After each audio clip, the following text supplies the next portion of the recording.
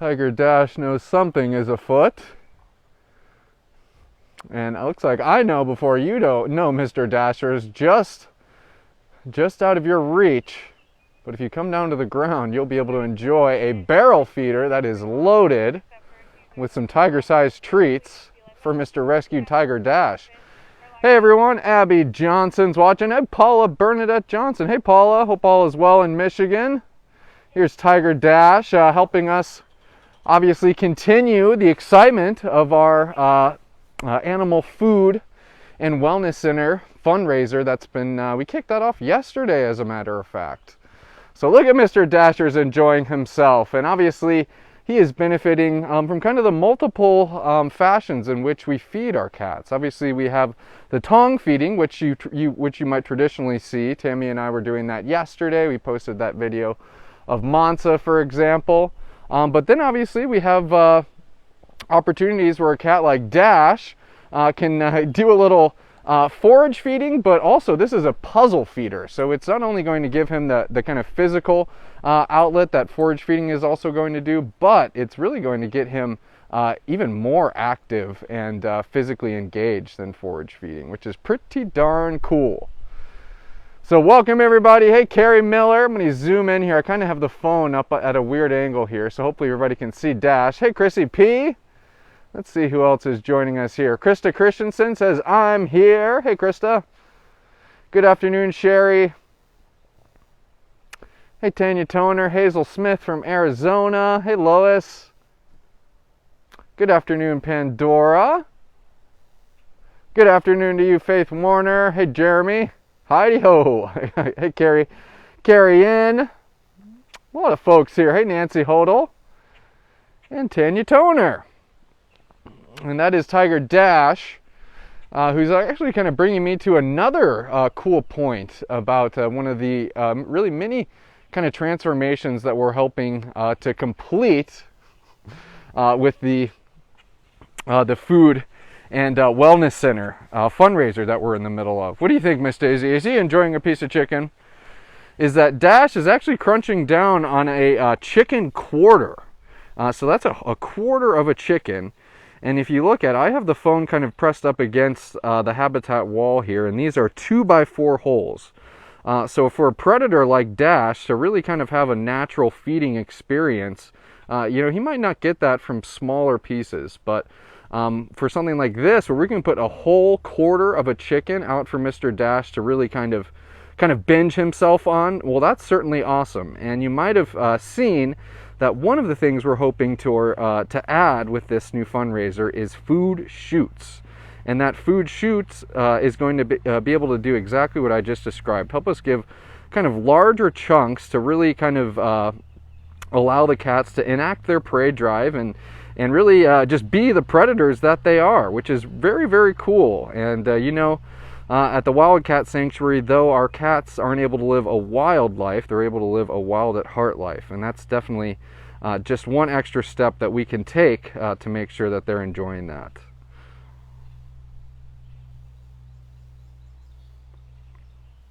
Hey, Laura Reed. Lots of fawning over Dash and his chicken piece. Maria Nava saying, Dash, what a cool name. It is a cool name, Maria. And maybe you're new to the Wildcat Sanctuary. Dash was actually a tiger cub when he was first rescued, and an hours-old tiger cub at that. We were called to rescue 2 lions and 2 tigers from a breeding facility in Indiana, and we were shocked to find that the breeding pair of tigers, the female, had just given birth to Mr. Dash. And obviously that meant Mr. Dash, fortunately, was going to be able to come and live at the Wildcat Sanctuary to live a compassionate, wild at heart life. But in the process, we noticed that Mr. Dash had a dash on his arm, so that is how he got that cool name.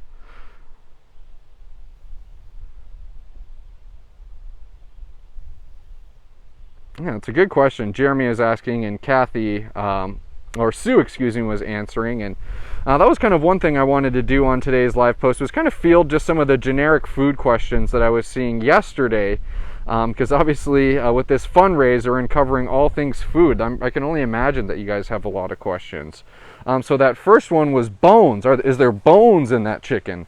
And yes, there is. Very much we are to include the bones in a lot of the meat that we're feeding out our cats, because it's going to be having those essential vitamins and nutrients that the cats need.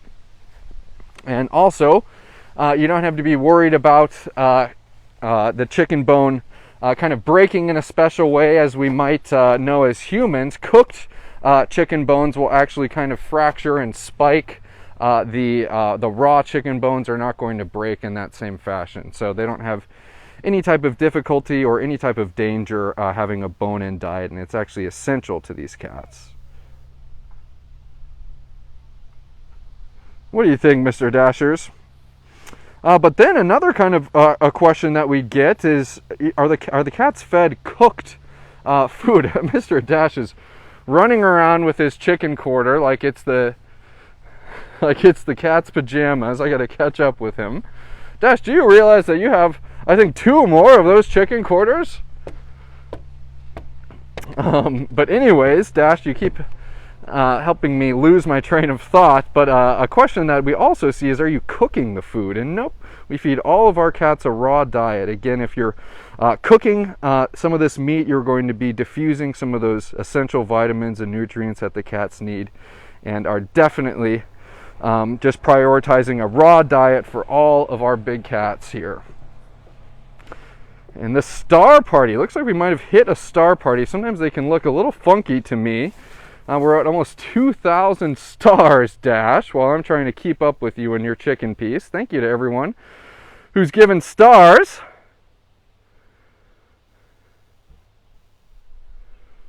I see someone asking, does the chicken have bones again? And we just talked about that. It certainly does. I just was kind of reminded of when Dash was given his a whole chicken when he was still a young cub. I'm sure we brought you guys along for that on a live post. Dash was running around leaps and bounds, just kind of holding on to one of the wings of the chicken, and hadn't yet started consuming it yet. He was quite proud of it. So again, cool to see Dash really enacting that prey drive and benefiting from something that we're trying to make commonplace here at the sanctuary, which is giving our cats larger pieces of food to eat. I gotta catch up with Mr. Dashers. And welcome everybody if you're just joining us. It is a lovely Wednesday here at the Wildcat Sanctuary. Wouldn't be right if we didn't just say hi to Mr. Gino. We can make a little pit stop, Mr. Gino, while he's enjoying that chicken piece. But it's a beautiful Wednesday. It is the second day of our Food and Wellness Center Fundraiser here at the Wildcat Sanctuary. We got to go in to the old prep room and really kind of envision some of the modifications that we're striving towards. Kitu's Kitchen, I just love that name. And we know that the also part of the prep room is going to be transformed into kind of our enrichment program inventory. And so we've been kind of playing around with a name for that as well, and it might be kind of Paulina's Play Chest, but we haven't nailed it down. But we thought you guys were having so much fun with Kitu's Kitchen, we needed a name for the back half of this project as well. Well, I made it back to Mr. Dasher's.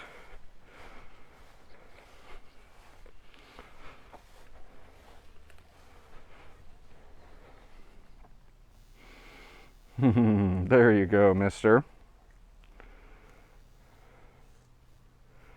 Dash likes his meal on the go. I guess you do, mister. Let's see. Amy is asking, do you think it's right to breed these captive cats to produce more caged cats? No, we do not. And that is exactly what we are trying to do here at the Wildcat Sanctuary, is to convey to everyone about kind of the rampant breeding of wildcats here in the United States and what it's causing, which is a surplus of these wildcats in captivity and their numbers diminishing in the wild. So most definitely, Amy, that's one of our chief missions here at the Wildcat Sanctuary is kind of righting those wrongs and clarifying why these cats are here at the Wildcat Sanctuary. We did not put them in cages. We don't want them to live in cages. We want to have these cats help those yet to come, where we can tell their stories and hopefully prevent situations from theirs, like Dash's, for example, where he was bred to be sold for profit. For that situation to be prevented from ever happening again. So most definitely, Amy, that is right in our wheelhouse here at the Wildcat Sanctuary. And for any other kind of questions about our mission or our vision, you can definitely go to our website at wildcatsanctuary.org, where it will clarify that we are a non-breeding facility. We don't buy, sell, or trade any of our residents. This is their forever home. And as well as why we spay and neuter our pets, because exactly that. We don't want any of these cats, more of these cats being bred and having to live a life in a cage.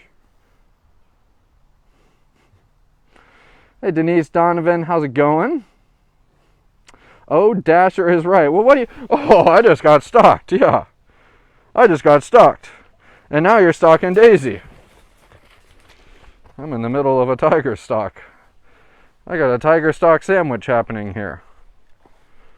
Now, Mr. Dashers, you got a whole lot of more food in your barrel feeder, and I still got some more talking to do about food in our Food and Wellness Center fundraiser here. Yes, sirree. What do you think, Miss Daisy? She says, I always get excited when I see Mr. Dashers. Hey, and thank you, everyone. We're at about 2,100 stars. That's certainly generous of everyone, and I'm sure you're aware that during this fundraiser that you guys have a chance to win yet another TWS. You're going all the way to the top, mister. Yet another TWS keepsake, and this time it would be Mr. Kitu, one of his paw prints, and that is just so awesome. And that goes to every single person who donates a gift of $100 or more from now until June 30th. And it's, at least for me, it's just so fun seeing the collections that you guys have gathered of some of these paw prints. And I can surely know that you're looking forward to not only contributing to this really essential campaign, but also just adding another one of those paw prints to your collection.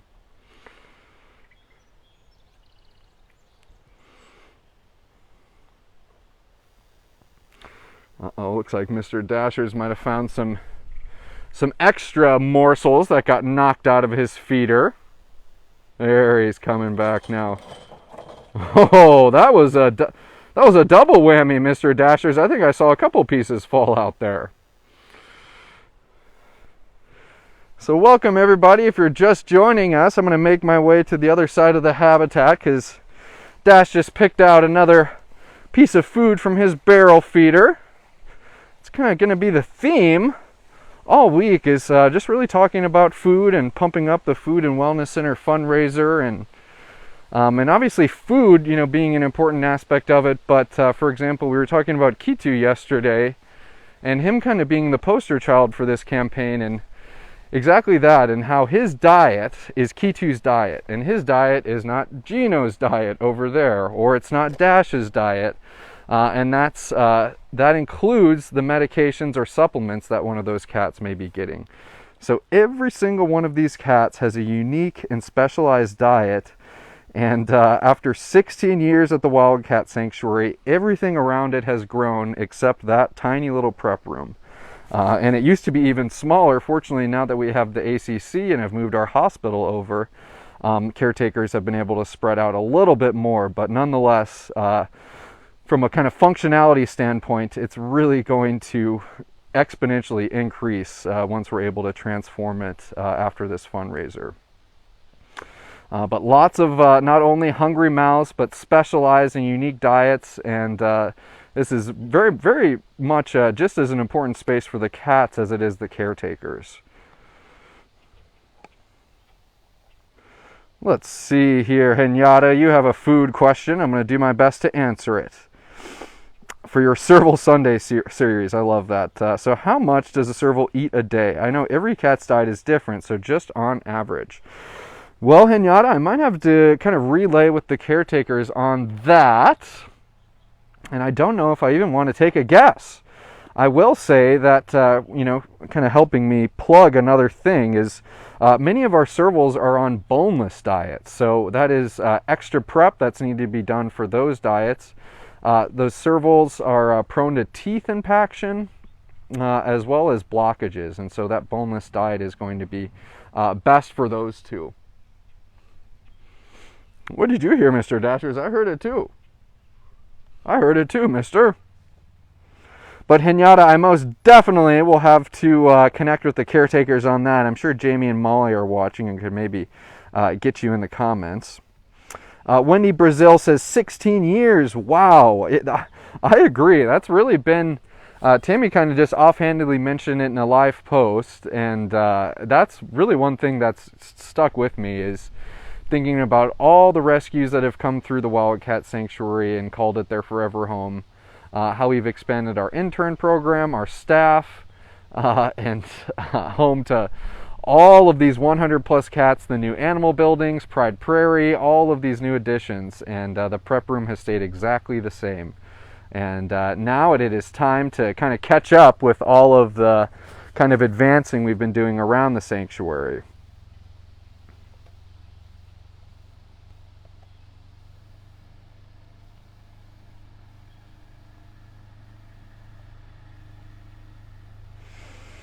Look at this. Thank you, Kelly, for helping answering my serval question, or Henyatta's serval question, about 12 ounces of food a day.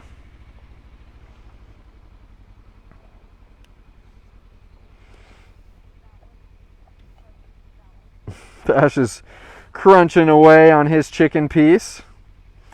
Happy to be tuning in with everyone and sharing Mr. Dash enjoying himself. And also, I apologize, we're about 15 or so minutes late today. You guys are familiar with how we honor our late rescued residents here at the Wildcat Sanctuary, but if you're not, about 3 or 4 times a year, we do an ash release ceremony where the cats that we've lost are cremated, and we'll kind of collect as staff and interns in the Memorial Pavilion, and we'll kind of talk about some of our fond memories of those late cats, and then we go on to take those ashes and spread them in a very special place, and that is done outside of the perimeter fence here at the Wildcat Sanctuary, and is to symbolize that those cats are now officially, finally, forever free. So a little behind schedule today, but definitely a very important and special time for all of the staff and interns here at TWS. And it's good to just always kind of relish some of those special memories and laugh and maybe maybe a little crying, but all in honor and memory of those special cats.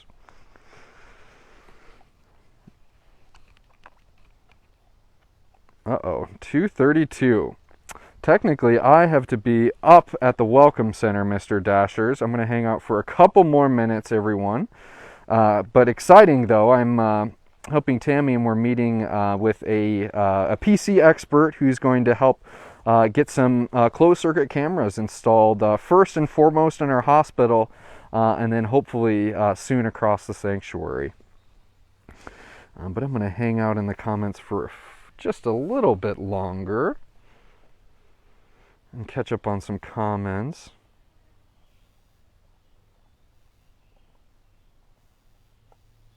Yeah,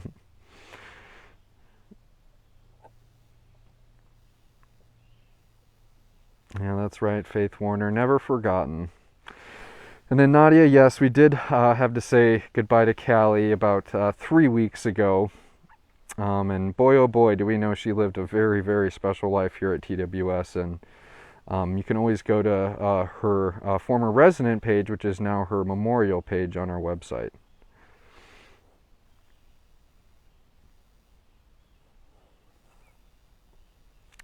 Someone's asking, do tigers roar like the lions? And they certainly do.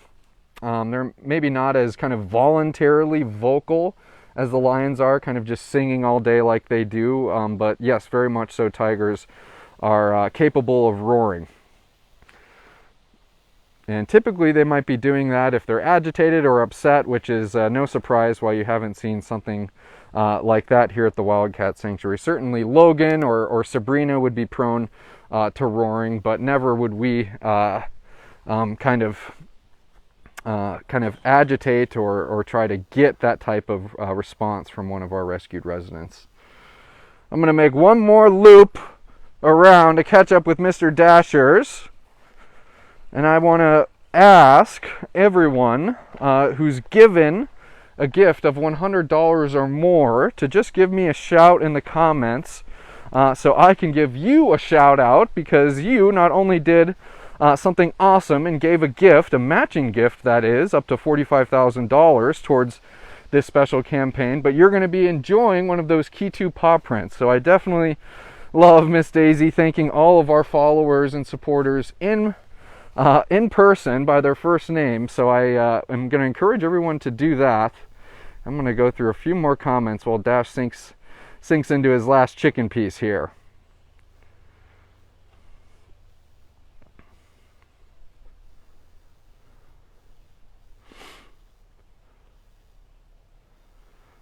Yeah, I agree. Alan Simmons saying Dash's ruff is growing in well, and even look at him compared to the pool party and how much his coat has changed since then. He was looking a little kind of ragamuffin and still very much had a lot of his winter coat, and now he's looking quite svelte.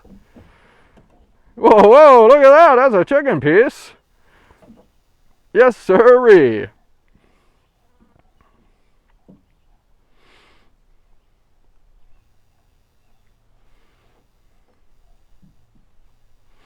Nice to see people sharing some stories of some of our late residents in the comments.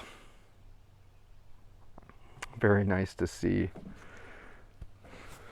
All right, Mr. Dashers. You're making me run all over the place, You're making me run all over the place. All right, I'm going to make one more trip over there, especially since Gino just walked over. And then I do need to head upstairs to the ACC, but I appreciate everyone checking in today.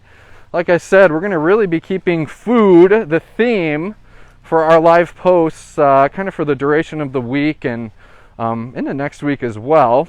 Because indeed, it is the Food and Wellness Center Fundraiser. You guys helped us kick it off yesterday. Mr. Gino, it will be active until June 30th. And we're excited for so many of you to take part in this fundraiser and truly help transform a very, very, arguably one of the most essential aspects of the sanctuary into an even more functioning piece of sanctuary that we're very excited about. So we appreciate everyone checking in and maybe you're not able to give, but sharing our posts and helping get the word out about this special opportunity. But nonetheless, Mr. Dashers, we had a pleasant little afternoon with you. And we'll be back here tomorrow doing another live post with some more of our rescued residents. But for now, I hope everyone has an excellent and safe rest of their day. Mr. Dashers is on the prowl. He says, I got this chicken piece, and I'll tell you what, nobody's going to take it from me. That's right, Mr. Dashers. That is right. Thanks again, everyone, and have an excellent Wednesday. We'll see you back here tomorrow.